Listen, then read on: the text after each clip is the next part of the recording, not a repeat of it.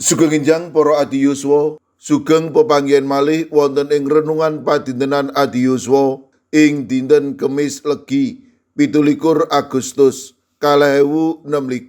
Sumangga dinten punika kita nampeni jejer demonstrasi. Para adiyuswa, dinten punika ing Jakarta kathah tiyang ingkang demonstrasi sesarengan ngempal nyuwantenaken pepinginan murih rancangan undang-undang perampasan aset lan paukuman pecah kangge para koruptor enggal dipun tetepaken. Punika kelampahan awit korupsi ing negari kita kelangkung kesangeten. Kanggenipun sawetawis tiyang demonstrasi numusaken raos kuwatos macet lan kawontenan keos utawi padudon. Lajeng kados pundi sikaping kita minangka tiyang Kristen bab punika? Demonstrasi hakikatipun minangka pangilon saking raos kangenipun manungsa bab adil lan pranatan gesang ingkang langkung sae. Lumantar Nabi Yeremia Gusti ngemutaken bangsa Israel ingkang nembe kapucal ing tanah pangawulan murih boten nggadhahi sikap apatis. Suwaliipun bangsa Israel kaberek murih aktif budidaya karaharjaning kita ingkang dipun panggeni.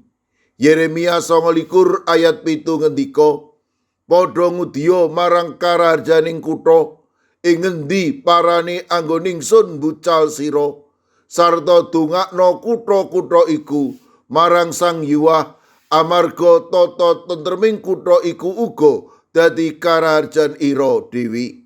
Jakarta punika kita ing wedal sakmangke. Karaharjaning Jakarta punika karaharjaning sesami. Milanipun demonstrasi punika sikaping gesang murih para pungaos emut kalian kalengganipun inggih menika minangka pantawis murih ugi budidaya karajaning kita sesarengan. Para adiyuswa, nalika demonstrasi para tiyang pitados boten kenging dumawah ing raos nesu gampil dipun provokasi utawi raos ajrih. Demonstrasi kedah lumampah jumbuh kalian pranatan.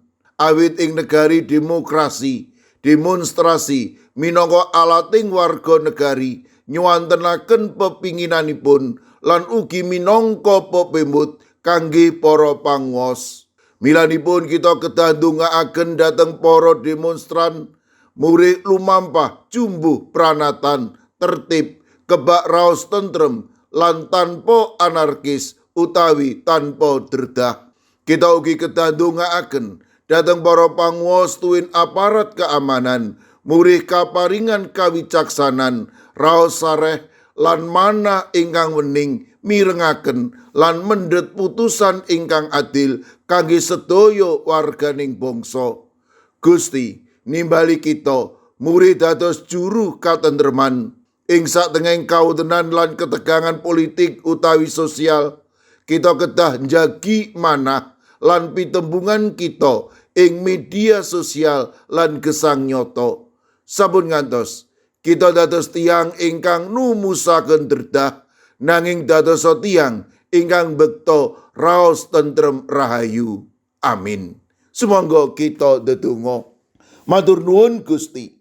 Dinten punika paduka ngemutaken bilih kawula kedah mangertosi ing negari demokrasi demonstrasi punika perkawis ingkang limrah. Monggo paduka ingkang berkahi para demonstran ing dinten punika ing Jakarta kepengin nyuwantenaken perkawis-perkawis ingkang numusaken bangsa kawula sangsaya sae.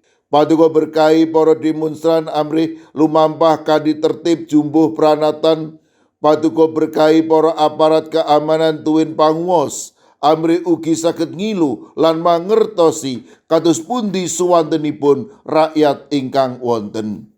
Kawula pasrahaken para adiyuswa ing pundi papan. Monggo paduka ingkang reksa, paduka ingkang ngandi, paduka ugi ingkang berkahi. Langgung-langgung para adiyuswa ingkang wedal sakmangke nembe nandhang sakit kawula pitados menawi paduka ugi badhe tansah maringi kegiatan lan ugi wetahing kesarasan. Kawula pasrahaken anak putu kawula ingkang nembe sinau makarya gesang bale wismanipun kawula pitadosaken sedaya anak putu kawula ing pundiya papan paduka ingkang reksa, paduka ingkang mitulungi, paduka ugi ingkang berkahi. Mirunggan kala pasrahaken Ibu Westi Martopo wilayah 8 GKJ Magelang ingkang wedal sakmangke nembe mondok ing griya sakit RSU Magelang. Paduka ingkang nganti paduka ingkang berkahi matemas sedherek kawula punika lumantar menapa lan sinten kemawon enggal nampi wetahing kesarasan peparing paduka. Mirunggan kala pasrahaken sedherek kawula ing GKJ Sukorejo ingkang wedal sakmangke nembe nandhang sakit. Kawula pasrahaken Bapak Sobri Pranoto, Bapak Roger Antoni DL, Bapak Kadaryanto, Ibu Tumini, Ibu Susmi, Bapak Aditya, Bapak Winoto. Monggo Gusti paduka ingkang makarya matemah sedherek kawula menika enggal nampi wetahing kesarasan saking paduka. Mirunggan kala pasrahaken Ibu Nawen, warga GKJ Temon Pepantan Kalidengen. Mekaten ugi kala pasrahaken sawetawis sedherek kawula ingkang nembe wonten ing pemulihan. Sae punika Ibu Ibnu Prabowo GKJ Telepok, Bapak Pendeta Johan lan Ibu Heni Johan wonten ing GKJ Mertoyudan lan ugi Ibu Sukarjo ing GKJ Plengkung. Dalasan sedherek kawula astama ing Jakarta. Kawula pasrahaken ugi sawetawis sedherek kawula ingkang nembe nandhang sakit lan ing pemulihan. Kawula pasrahaken Ibu Sunarti GKJ Salaman, Ibu Budi Agus Setiawati GKJ Ketandan, Ibu Surati GKJ Sragen. Ing GKJ Wedi kawula pasrahaken Bapak Danu Sutardi lan Bapak Sudiat. Ing GKJ Gondang Winangun kawula pasrahaken Ibu Rusminah, Bapak Mariono, Ibu Lasiem, Bapak Karsono, Ibu Suwarni, Bapak Marsudi Raharjo, Ibu Legimin, Bapak Suyatno, Ibu Menik Salyo, Bapak Jarot Sukmono, lan sedherek Agus Supartiono. Kawula pasrahaken sawetawis sedherek kawula ing GKJ Magelang, Ibu Bambang HN, Ibu Sri Winanti, Mbak Cilik, Bapak Wiharto, Bapak Mangku, dalasan Ibu Pratiwi. Mekaten ugi ing GKJ Guntur Geni kawula pasrahaken Bapak Yesus Jenal, Bapak Y Rasidal, Ibu Sartini, Bapak Ibu Supriyono, Ibu Joni, Ibu Daniel Suharyanto, Ibu Pratono lan Bapak Stefanus Ngatiyo. Mekaten ugi kawula pasrahaken Bapak Minto Taruno, Bapak Sugiri wonten ing GKJ Pugeran. Ing GKJ Telepok kawula pasrahaken Ibu Wiryo Sumarto, Bapak Yutam, Bapak Karyati.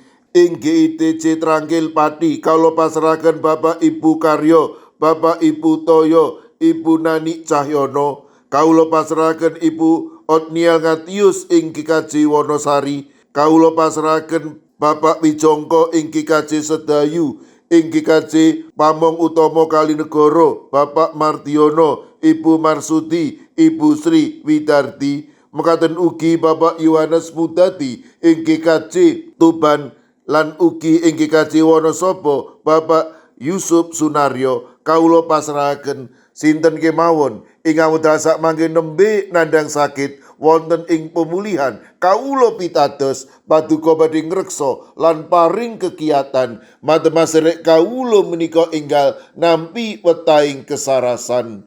Kawula pasrahaken sedaya pasambat pandonga kawula wonten ing asma paduka Gusti kawula Yesus Kristus juru wilujeng kawula. Amin.